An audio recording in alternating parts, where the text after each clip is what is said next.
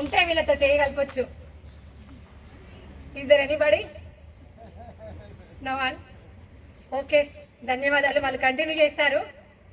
చక్కగా ఇట్లే పార్టిసిపేట్ చేయండి కంప్లీట్ అయ్యే వరకు. ఓకేనా? మన ఆడపిల్లలు కూడా ఈ విధంగా ఎదగాలి. ఈ విధంగా ఒక చట్టాన్ని పరిరక్షించే ఒక అధికారిగా మారాలంటే మరి కష్టపడాలి. మరి కష్టపడాలంటే మేడం గారు వెనుక వాళ్ళ తల్లిదండ్రుల కృషి ఎంత ఉంటుంది, అవునా కాదా?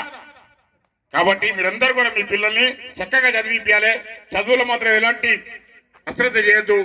కొంతమంది పనులకు పంపిస్తాడు. దయచేసి మీరు ఒక పూట తినకున్న మంచిదే, మీ పని ఒక దగ్గర నష్టపోయిన మంచిదే. పిల్లల్ని మాత్రం పనిలో పంపించద్దు, బడికి పంపించాలి. ఓకేనా?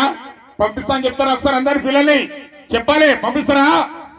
తప్పకుండా మరి అదే ఒక పద్ధతిలో ఇక చూద్దాం. మరి మనకు పుట్టిన పిల్లలు మనమంతా గాబరంగా పెంచి మంచిగా చదువుకోవాలన్న కొడుకు ఎక్కేద్దరు గుండారం నుంచి కమాన్పూర్కో పెద్దపల్లికి పోయి చదవాలంటే నా కొడుకు ఎట్లా పోతాడు?